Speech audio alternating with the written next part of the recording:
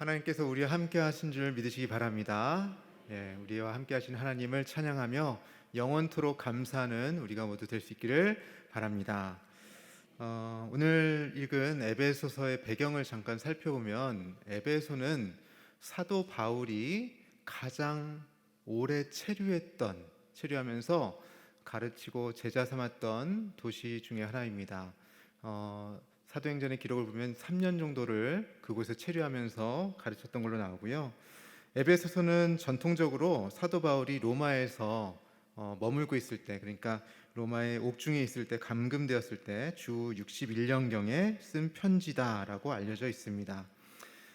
에베소가 그렇게 사도 바울이 집중적으로 사역했던 도시다 보니 정말 에베소에 많은 일들이 있었겠죠. 근데 우리가 에베소 하면 그럼 사람들이 많이 믿게 되고 큰 교회가 세워졌을 거다 이렇게 생각할 수도 있겠지만, 당시의 교회는 우리와 같은 이런 교회의 형태가 아니었습니다. 당시에 교회하면, 에베소 교회하면 에베소 지역에 있는 가정교회들을 얘기하는 거였어요. 그러니까 에베소에 몇 가정이 함께 예배드리는 그 가정교회, 또 여기에도 있고 저기에도 있고, 그런 교회들의 모임을 에베소 교회라고 한 것이죠. 아무튼 그렇게 드리고 있는 그 에베소의 교회들, 성도들을 생각하면서 사도 바울이 쓴 편지가 바로 오늘 읽은 에베소서입니다. 우리가 말씀 하나를 읽어볼 텐데요, 사도행전 20장 31절 말씀입니다. 같이 한번 읽어볼까요? 시작. 그러므로 여러분이 읽게요, 내가 3년이나 밤낮 쉬지 않고 눈물로 각 사람을 훈계하던 것을 기억하라. 아멘. 사도행전에서 지금 에베소 장로들을 지금 청하에서 함께 지금 드로아에서 이제 축복하고 지금 보내면서 하는 말씀인데, 에베소의 두란노선에서 매일같이 3년 가까이, 2년 가까이, 3년 가까이 강론했던, 이 제자들을 강론했던 바울. 그래서 결과적으로 소아시아에 있는 지역에 있는 유다인이나 헬라인이나 많은 사람들이 주님을 알게 되었다라는 기록이 또 있고, 또 그렇게 사역을 함으로써 에베소의 영적 분위기가 완전히 달라진 것들을 우리는 사도행전을 통해서 알게 됩니다. 하나님께서 바울을 통해 놀라운 능력을 행했다는 보고가 있고, 그래서 정말 그 결과로 병고침이 일어나고 또 귀신이 떠나가는 역사가 일어나고 이런 것들이 있었고요. 또 에베소에 사는 많은 유대인과 헬라인들이 그것을 보고 두려워하면서 주를 높였다, 주 예수의 이름을 높였다라는 이야기가 있습니다. 또 마술을 행하던 사람들, 그러니까 마법사들이죠. 그런 사람들이 그 책을 모아다가 두려워서 이제 나 이거 더 이상 안 해 이러고 책을 모아다가 불살라 버렸다라는 내용이 나와요. 그게 얼마 정도였냐면 5만 드라크마여치였다라고 사도행전에 기록되어 있는데, 5만 그러면 얼마인지 모르잖아요. 한 5만 원 정도 되나? 이렇게 생각하실 수도 있지만 5만이 어느 정도일까요? 당시 1드라크마가 노동자 하루 품삯이라고 계산해 보면 한 명이 5만 일을 일해야 되는 분량이고, 그것을 우리 그냥 쉽게 우리 일당을 10만 원으로 쳐보면 50억이라는 큰 금액이에요. 그러니까 5만어치나 되는 이 엄청난 책들, 마법서, 마술서 또 관련한 그런 책들을 다 불살릴 정도로 이 에베소의 영적 분위기가 완전히 훅 넘어온 거죠. 그렇게 실로 어마어마한 이런 영적 변화가 있었던 것을 사도행전 19장 20절에서 이렇게 요약합니다. 말씀을 띄워주시면, 이와 같이 주의 말씀이 힘이 있어 흥왕하여 세력을 얻으니라.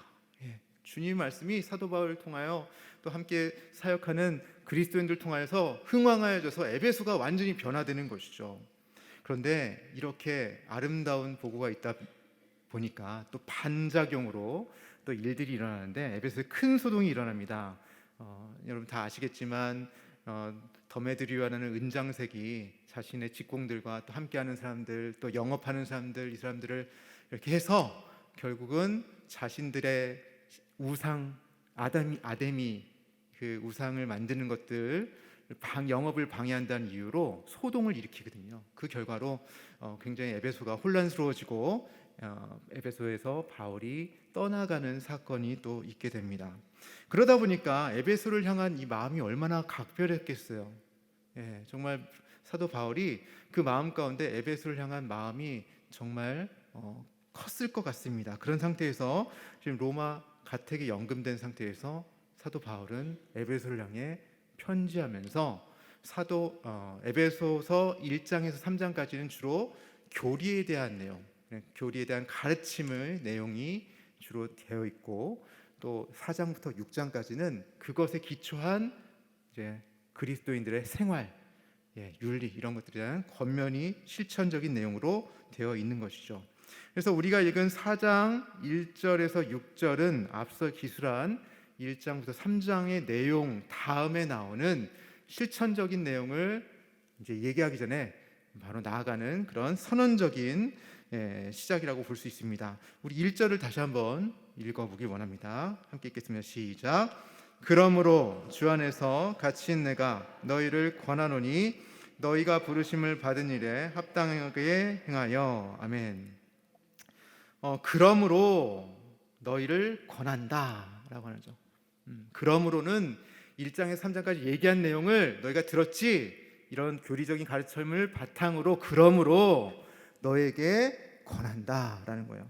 우리 한글 성경에는 권하노니가 뒤에 있지만 사실은 헬라어 어순으로 따지면 이 헬라어 원어 성경에는 앞에 권하노니가 나요. 그러므로 권하노니. 그렇기 때문에 권한다는 것이 얼마나 사도 바울에게 중요한 것인가 알 수 있겠죠. 그러면서 너희를 권하노니, 여기서 너희는 에베소 교인들입니다. 에베소에 있는 가정교회의 성도들을 얘기하죠. 그럼 그 에베소 교인들에게 무엇을 권하고 있을까요? 바로 그것은 너희가 부르심을 받은 일에 합당하게 행하라. 부르심을 받은 일에 합당하게 행하라 라고 권하는 거죠. 자, 에베소 교인들은 어떤 사람들인가? 부르심을 받은 사람들입니다. 너희는 부르심을 받은 사람이에요. 자, 부르심을 받은이라고 번역된 단어는 우리가 흔히 알고 있는 에클레시아, 교회라는 단어와 어원이 같아요.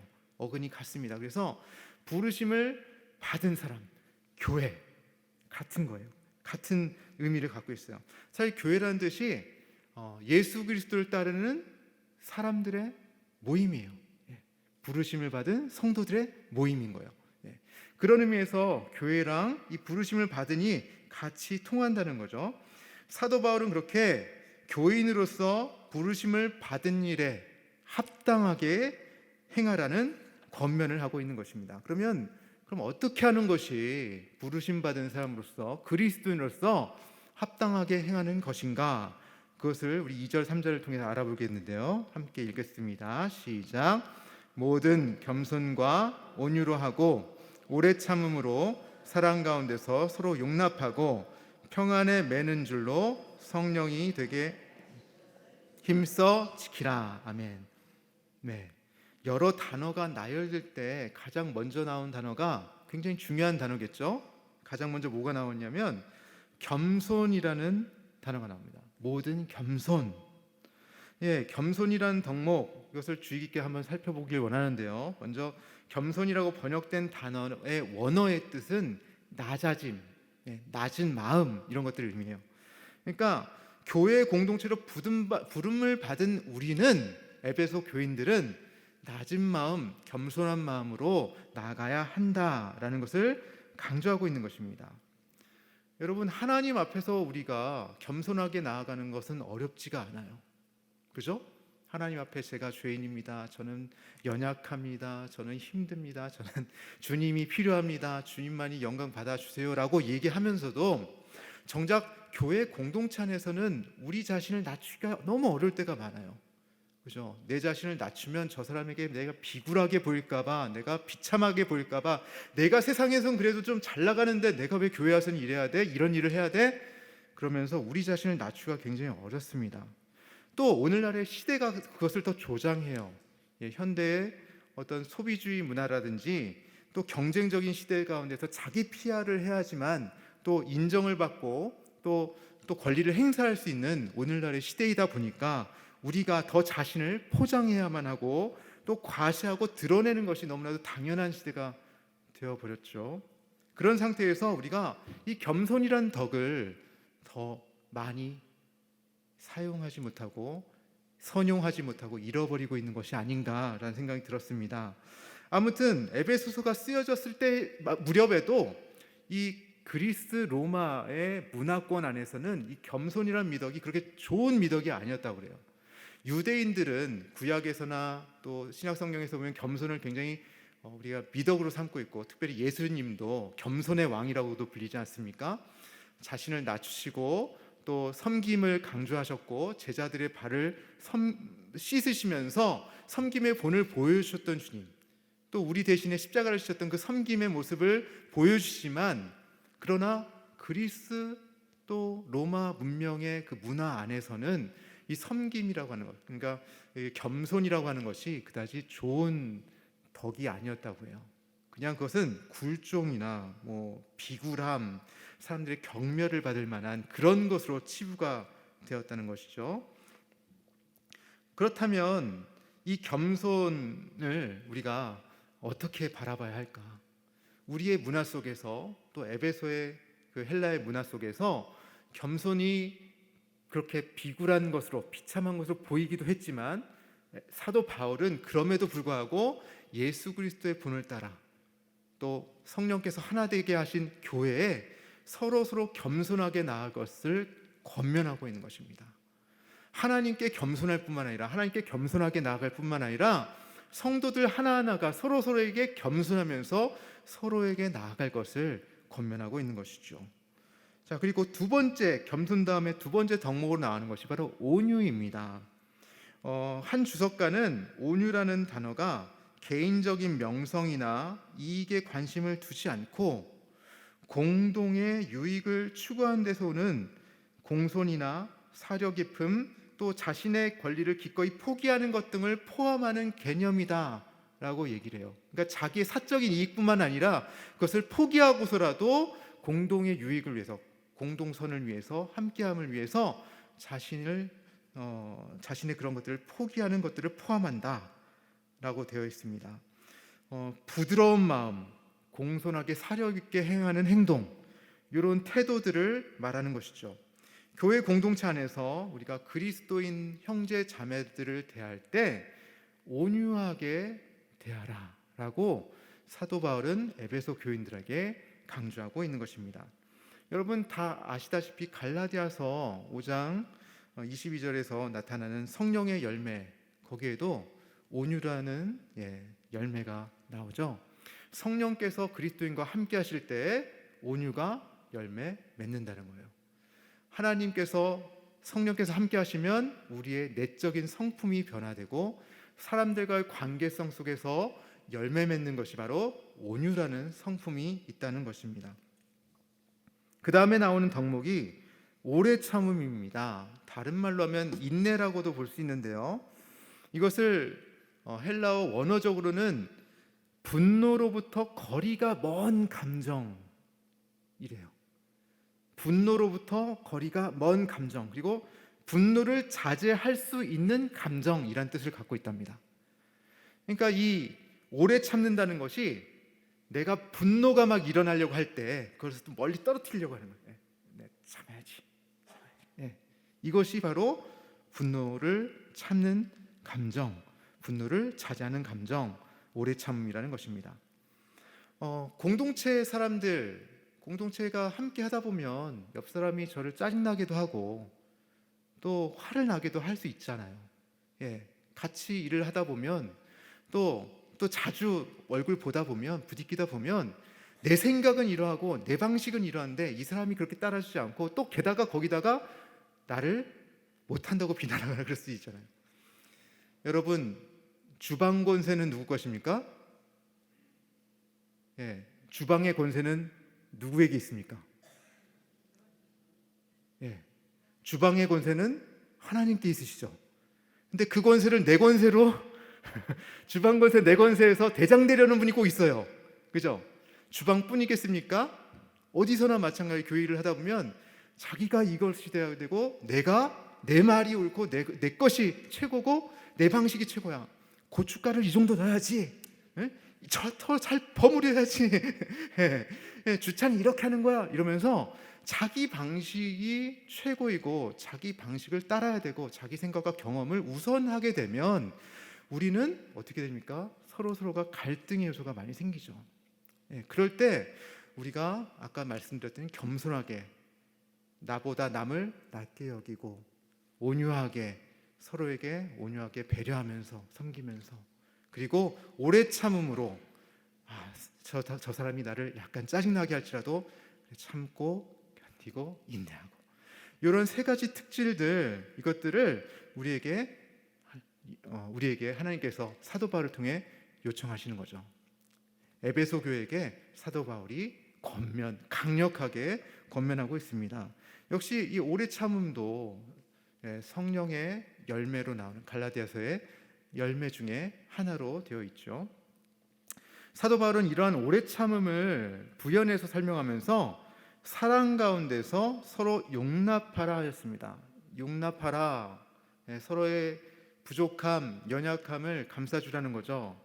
사람들이 연약하고 때로는 명백하게 약점이 드러나는데 그것을 품어주는 그러한 사랑으로 나아가라. 그래서 사랑 가운데서 서로 용납하라 할 때 이 사랑은 그냥 사람들이 감정적으로 하는 연인 간의 사랑 혹은 또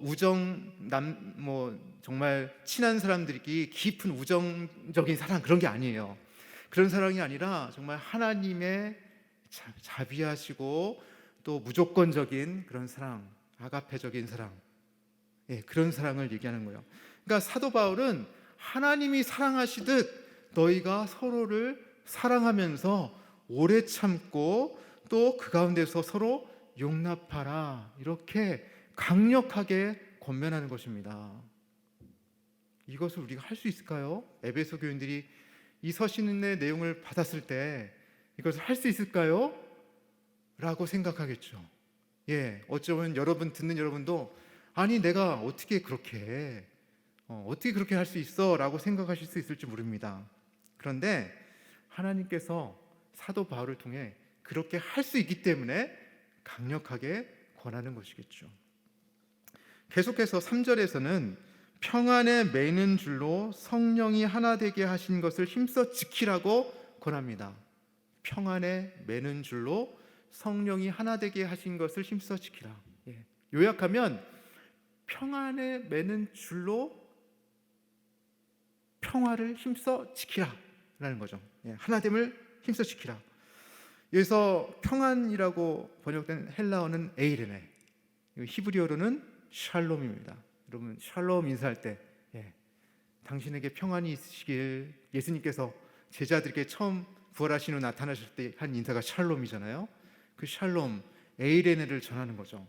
이 평안 샬롬에 매는 줄 에이레네에 매는 줄 이것으로 성령께서 우리를 하나 되게 하셨는데 이 하나 되게 하신 상태를 유지시키는 것이에요. 여러분 샬롬은 평화의 상태이죠. 평화의 상태, 신변의 안전, 물질적인 안정, 또 심적인 안정, 정신적인, 영적인 모든 상태, 안정적인 상태, 편안의 상태, 그것을 바로 평안이라고 할 수 있는데 그렇다면 이 평안의 반대, 샬롬의 반대는 무엇이겠습니까? 평안 반대는 제가 생각해 보니까 처음으로는 불안이 떠오르죠. 그런데 불안보다 저는 갈등, 전쟁 이런 것들이라고 할 수 있을 것 같아요.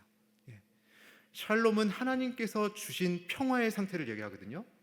근데 그것을 방해하는 우리 안에 다툼, 미움, 갈등, 전쟁의 상태, 분노의 상태 이런 것들이겠죠.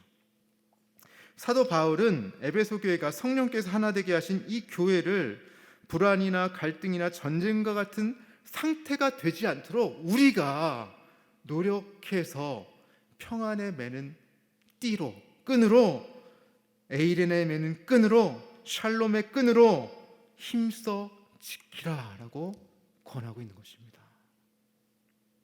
하나님께서 우리를 하나 되게 하셔요. 성령께서 우리를 하나 되게 하셔요. 하나님께서 하셔요. 우리가 할 일은 그것을 힘써 지키는 것입니다. 그것이 깨어지지 않도록, 그것이 긴장 상태가 되지 않도록, 전쟁으로 나가지 않도록. 이것이 비단 교회만 그렇겠습니까? 하나님께서 허락하신 가정이라는 공동체, 그렇죠? 그리고 또 함께하는 우정을 함께하는 그러한 공동체, 그리고 더 크게는 교회 공동체, 사회 공동체, 민족 공동체, 나라 공동체, 또 온 세계의 평화를 위해서. 이것은 다 확장할 수 있는 개념이죠. 아무튼 하나님께서 우리에게 성령으로 하나됨을 허락하여 주셨는데, 이것을 평안에 매는 줄로 함께 할 수 있도록 힘써야 한다고 권면하고 있는 것이죠. 이어서 말씀을 계속 보겠는데요, 4절부터 6절까지 말씀 함께 읽겠습니다. 시작. 몸이 하나요 성령도 한 분이시니 이와 같이 너희가 부르심의 한 소망 안에서 부르심을 받았느니라.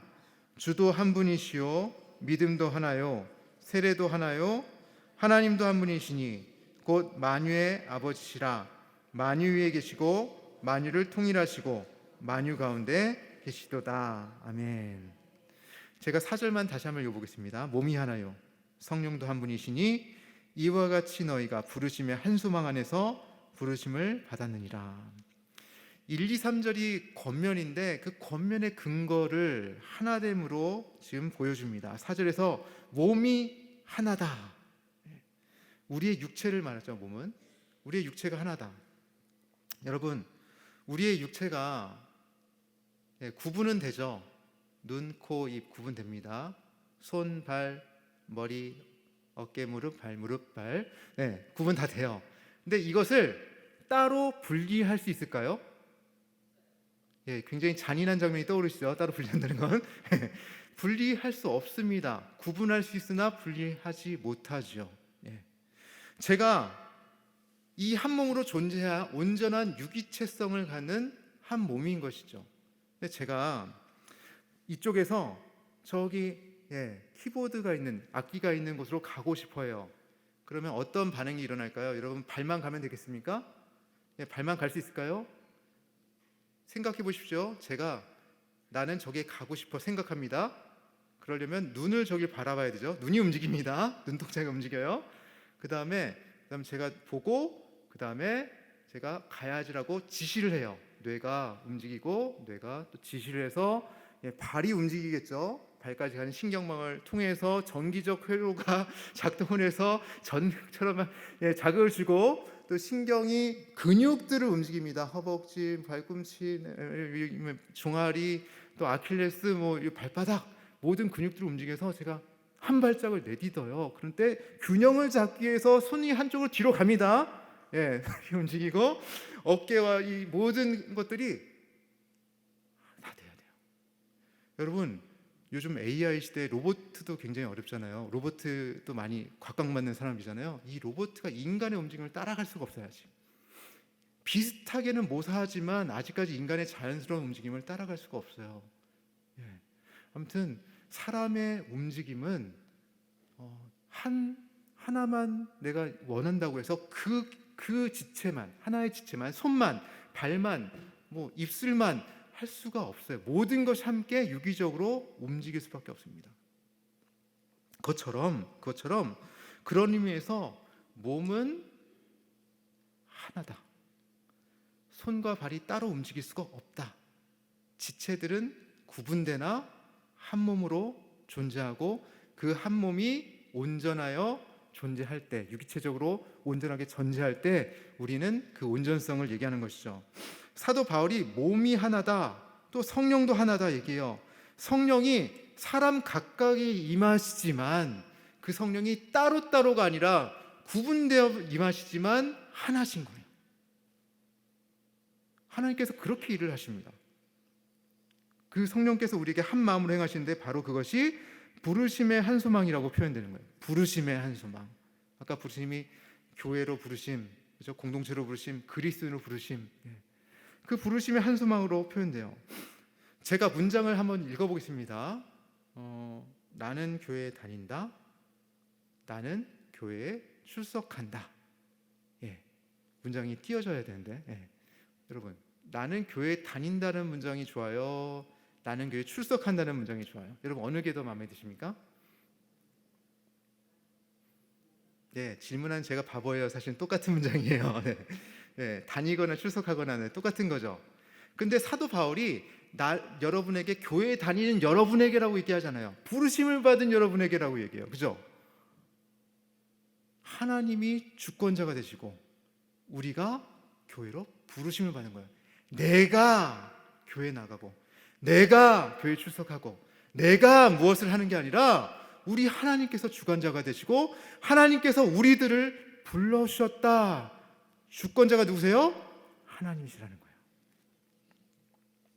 하나님께서 그렇게 우리를 에클레시아, 예수 그리스도를 구주로 믿는 성도들의 모임으로 부르셨어요. 그리고 에베소 교회, 에베소에 있는 신앙 공동체에게 그리고 성령님을 통해서 오늘 우리에게 말씀하시는 것이죠. 계속해서 이어서 계속 말씀드리면 너희가 부르심의 한 소망 안에서 부르심을 받았느니라 라고 말씀하죠. 같은 신앙을 갖도록 하나님께서 부르셨고 같은 소망으로 함께 하도록 부르셨다는 거예요. 우리가. 그러니까 교회에 우리가 출석하기만 한다면, 교회에 우리가 다니기만 한다면 우리는 이기적으로 나갈 수밖에 없습니다. 내가 주인이 되어서 내가 편한 대로 신앙생활하고 내가 편한 곳에 예배드리고 주차장이 넓어야 되고, 그죠? 그리고 또 교통편이 편리해야 되고 쾌적한 공간에서 예배드릴 수 있어야 되고 내가 원하는 대로 대접받아야 되고. 그런데 하나님께서 우리에게 같은 신앙을 통해서 부르시고 또 부르심의 한 소망으로 나아가 계셨다는 주권자 되신 하나님을 인정한다면 우리는 서로 겸손하게, 온유하게, 오래 참음으로, 사랑의 하나 되는 띠로 우리가 서로 감사함으로 예수님을 추구하며 하나님 나라를 추구하며 함께 나아갈 수가 있다는 것이죠. 우리 5절도 읽어보겠습니다. 시작. 주도 한 분이시요 믿음도 하나요 세례도 하나요. 여기서 주는 우리가 다 아는 주님, 주님, 퀴리오스는 예수 그리스도를 의미합니다. 예수 그리스도께서 한 분이십니다. 그리고 예수 그리스도를 믿는 여러분의 믿음도 하나입니다. 여기에 계신 모든 분들이 예수 그리스도를 나의 구주라고 고백하잖아요. 그 믿음이 하나입니다. 같습니다. 그리고 세례도 하나입니다. 우리가 믿음을 갖게 될 때, 우리가 예수 그리스도의 믿는 공동체로 들어오게 될 때 세례를 받지 않습니까? 내가 예수 그리스도를 구주로 고백합니다. 고백을 하고 성부, 성자와 성령으로 이 사람이 하나님의 사람으로 하나님의 공동체의 일원이 되었음을 우리가 선포하고 함께 받아주고 한 공동체가 되는 것이죠. 그리고 함께 그것을 보는 사람들은 증인이 되고 또 함께 하나님께 영광을 올릴 수 있는 것인데, 하나님께서는 이렇게 한 예수 그리스도를 믿는 하나의 믿음으로 함께 공동체로 삼아 주셨음을 사도 바울은 강조하고 있는 것입니다. 그래서 우리 대구 칠곡교회나 옆에 있는 다른 교회나 저기 미국에 있는 교회나 아프리카에 있는 교회나 과거의 교회나 오늘의 교회나 미래의 교회나 지상의 교회나 천상의 교회나 보편적인 교회로서 하나님의 공교회성을 우리가 알 수가 있어요. 여러분, 사도신경 할 때마다 거룩한 공교회야 하는 내용이 바로 이 내용이에요. 우리가 개교회만, 우리 교회만 섬기는 게 아니라 예수 그리스도를 믿는 믿음 안에서 우리가 한 주님의 자녀입니다. 우리는 함께 형제 자매입니다 라고 고백하는 사람들, 과거의 교회나 오늘의 교회나 미래의 교회나 이 땅에 있는 교회나 천상에 있는 교회나 보편적인 우주적인 교회, 그런 교회를 거룩한 공교회라고 하는 것이죠. 우리는 인종을 넘어 또 성별을 넘어 또 우리는 유대인이나 헬라인이나 에베소에 있는 교회나 한국에 있는 교회나 다 주님의 한 자녀들입니다. 예수 그리스도 믿는 성도로 부르심을 받았습니다 라고 믿음을 고백하는 것이죠. 사도 바울은 계속해서 말합니다. 6절 같이 읽겠습니다. 시작. 하나님도 한 분이시니 곧 만유의 아버지시라. 만유 위에 계시고 만유를 통일하시고 만유 가운데 계시도다. 아멘. 여러분 신명기 6장에 들으라 이스라엘아 쉐마 말씀 아시잖아요. 그 말씀 오직 하나님은 유일한 하나님이시다. 한 분 하나님, 그 하나님 우리가 믿는 것이죠. 그 믿음 안에 있어요. 그 하나님이 어떤 하나님이냐? 만유의 하나님이죠. 모든 만유를 창조하시고 또 섭리하신 하나님, 그 만유의 하나님이 만유 위에 계신다. 우리는 하나님이 멀리 계시는 하나님을 또 바라봐요. 인간의 아무리 인간이 노력해도 닿을 수 없는 그 하나님, 우리가 아무리 노력해서 뭔가를 해도 하나님의 그 지혜와 지식과 경륜을 따라갈 수가 없.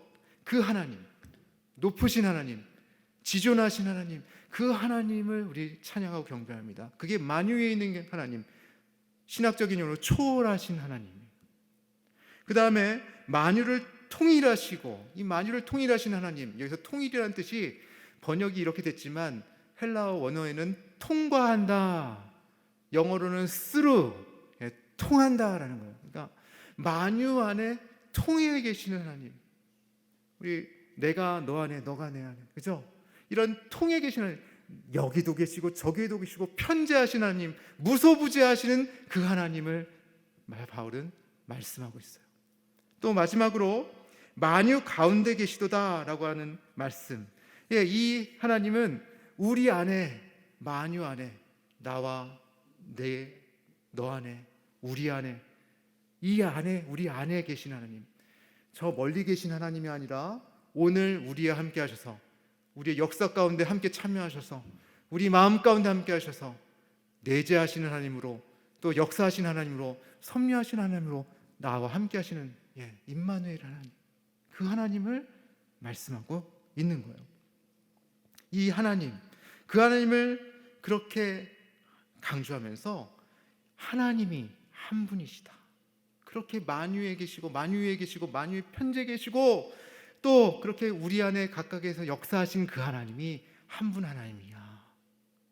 그러므로 우리도 하나 되어야 되지 않겠느냐라고 말씀하시는 거죠. 사도 바울이 오늘 읽지 않지만 뒤에 4장 15절에서 16절에서 교회 공동체를 무엇으로 비교하냐면 그리스도를 머리로 하는 몸으로 비유합니다. 그리스도가 머리가 되시고 우리가 눈, 코, 입, 발, 귀 이런 지체가 되어서 완전한 유기체적인 한 몸으로 이루어져가는 그런 아름다운 교회를 비유하고 있어요. 서로 도움을 받고 서로 연결되고 서로 결합됨으로 비로소 하나로 온전해지는 교회. 내가 앞으로 나아가고 싶은데 나는 뒤로 가고 싶거든. 눈은 뒤를 향하고 입술은 옆으로 향하고, 그럴 때 우리가 하나가 되지 않겠죠.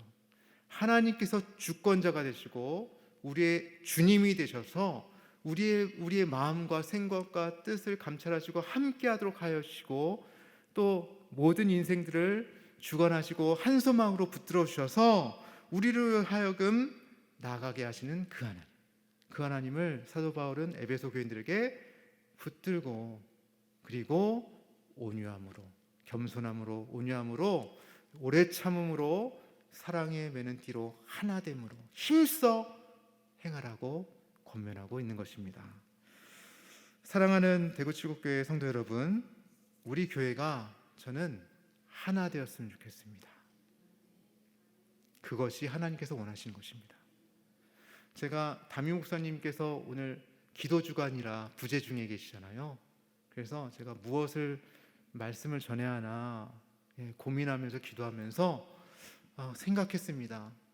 우리 교회 가장 오늘 제가 느끼기에 하나님 무슨 말씀을 전해야 합니까? 라고 기도하면서 생각하면서 했는데 하나 되게 하소서라는 말씀이 떠올랐어요. 오늘 말씀, 우리 교회 공동체가 하나 되도록 하는 이 말씀, 서로 겸손하게, 나보다 남을 낮게 여기고 또 온유한 심령으로 서로 배려하면서 서로 나아가는 그런 오래 참고 인내하며 서로 사랑으로 하나 되는 그런 아름다운 공동체가 될 수 있기를 주님의 이름으로 축원합니다.